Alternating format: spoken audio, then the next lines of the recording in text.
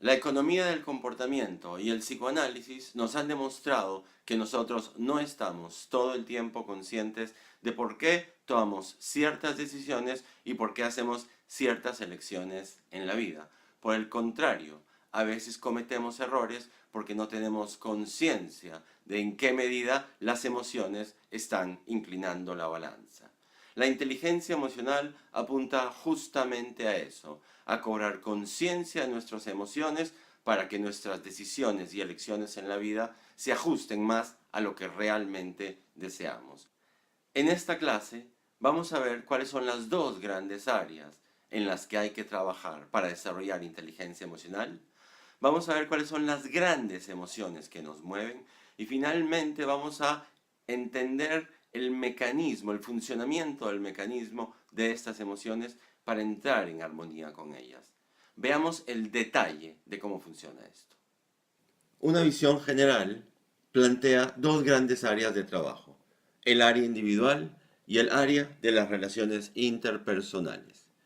En el área individual se propone que estemos conscientes de cuáles son nuestras motivaciones y aspiraciones en el día a día, pero también cuáles son nuestras fibras nerviosas, aquellas que nos hacen actuar en modo reactivo y automático, no mediado por la inteligencia emocional. En el área de las relaciones interpersonales, necesitamos desarrollar empatía, es decir, aprender a ponerse en los zapatos del otro y desarrollar la habilidad de percibir los estados emocionales de las otras personas, construir confianza y saber comunicar bien las ideas e intenciones. De acuerdo al diccionario de filosofía, la emoción es una agitación del espíritu y de la mente. De acuerdo a la lingüística, su raíz del verbo latín motere implica mover o movimiento, es decir, las emociones nos mueven, de ahí la importancia de estar conscientes de esa agitación de nuestras emociones, ya que nos ponen en movimiento, es decir, nos ponen a tomar decisiones y elecciones en la vida. Por ejemplo, la motivación me podría empujar hacia mis objetivos, mientras que el miedo me podría paralizar. Este cuadro nos ayuda a entender y a sistematizar cuáles son las grandes emociones. El miedo es la primera emoción que se inscribe en nosotros. Se manifiesta a través de sensaciones de incomodidad y desagrado en el cuerpo, como el hambre o el dolor. Tiene sentido. Nacemos indefensos en un nuevo ambiente que es desconocido y al que vamos a ir acostumbrándonos poco a poco. No hablamos, no pensamos todavía y no hemos desarrollado los recursos para traducir nuestro entorno en un sentido que sea fácil de entender y asimilar. Ese desconocimiento e inseguridad es el miedo. Se manifiesta a través de la preocupación, la ansiedad, el nerviosismo, el pesimismo, la incertidumbre y finalmente el pánico. El odio es la segunda gran emoción. En la línea del tiempo y de la evolución de la persona, el odio es anterior al amor. Uno empieza con sentimientos de odio hacia este mundo externo y ajeno a nosotros, que a veces se presenta hostil y con muy poca posibilidad de entender y darle sentido. Estas sensaciones de malestar e incomodidad no pueden ser expresadas y se percibe como si este malestar viniera de afuera. Este es el origen del odio.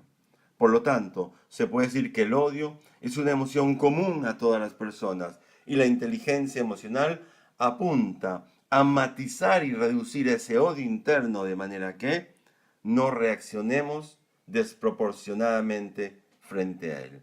Algunas manifestaciones son el resentimiento, el disgusto, el fastidio, la cólera y finalmente la violencia. La siguiente gran emoción es la tristeza.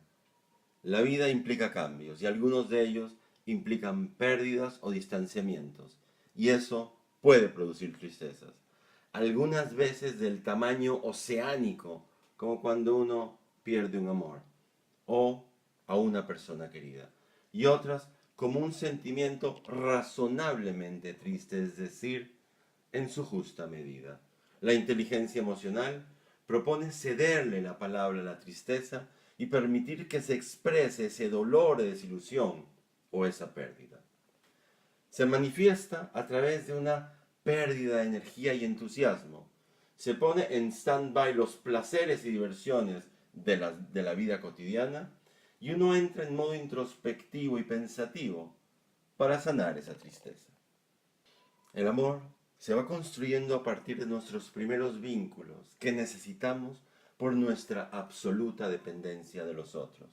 Lo construimos a través de esas primeras interacciones placenteras y divertidas que provienen del mundo exterior. Algún proveedor brinda esos cuidados y cariños por el que vamos construyendo sentimientos de placer y felicidad. Se manifiesta a través de sensaciones de aceptación, confianza, comprensión y cariño. Y finalmente el placer, esa sensación física, mental y emocional generalizada de bienestar y disfrute que inyecta energía y deseo, estimula el modo positivo en los pensamientos y en los proyectos. Se manifiesta a través de la felicidad, la alegría, el alivio, el sentimiento de completud, diversión, etc. Ya vimos cuáles son las grandes emociones y cómo desde el nacimiento se empiezan a inscribir y las vamos desarrollando a lo largo de toda la vida, cada quien con su historia.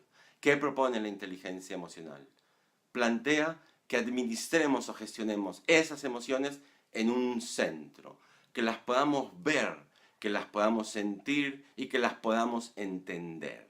Imaginemos de que nosotros somos el centro de una balanza. Si nos inclinamos al lado del exceso o nos inclinamos al lado del defecto, perdemos el balance. Pensemos, por ejemplo, en el dinero. Si nos inclinamos del lado del exceso, caemos en la absoluta envidia. Pero si nos inclinamos del lado del defecto, caemos en la carencia, en la mezquindad. ¿Cuál es la justa medida con el dinero? Cada quien en su foro interno responderá a esa pregunta, pero la inteligencia emocional propone justamente eso, tener estas emociones atentas, presentes y conscientes para poder mantenerlas en su justa medida, en el justo centro. Veamos cómo funciona este mecanismo. Por ejemplo, con el miedo, del lado del exceso está el pánico, mientras que el lado del defecto o de la carencia sería ser temerario, es decir, sin tomar en cuenta los miedos reales, los que nos protegen. El centro puede ser estar alerta cuando hay que estarlo. Con el odio del lado del exceso nos lleva a la violencia y del lado del defecto a la indiferencia en relación a los otros. Un justo medio podría ser el disgusto, una acusa de recibo a una situación incómoda o injusta, sin tener que reaccionar violentamente ni hacerse el tonto. Con la tristeza, del lado del exceso está la melancolía o la depresión, el sentirse abatido y sin energía, mientras que al lado del defecto tenemos la negación, como que nunca pasó nada o casi nada.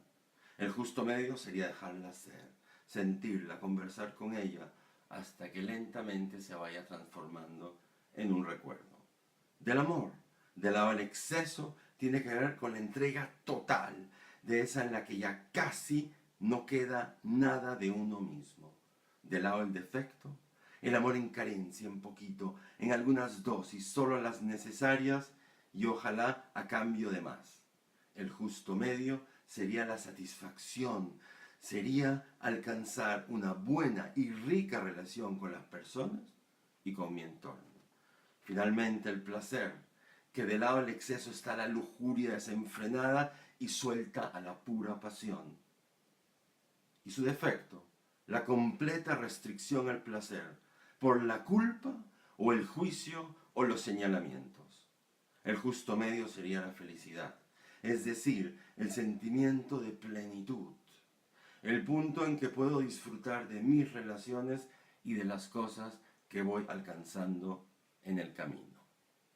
Como conclusión de lo que se trata es que tengamos presentes y conscientes las emociones, que les demos un lugar, que no las ignoremos o que su magnitud no nos desborde, sino que la tengamos en un justo medio para poder tomar mejores decisiones y hacer mejores elecciones en la vida. En la próxima clase vamos a ver cuál es la hoja de ruta para desarrollar inteligencia emocional. Tuanis.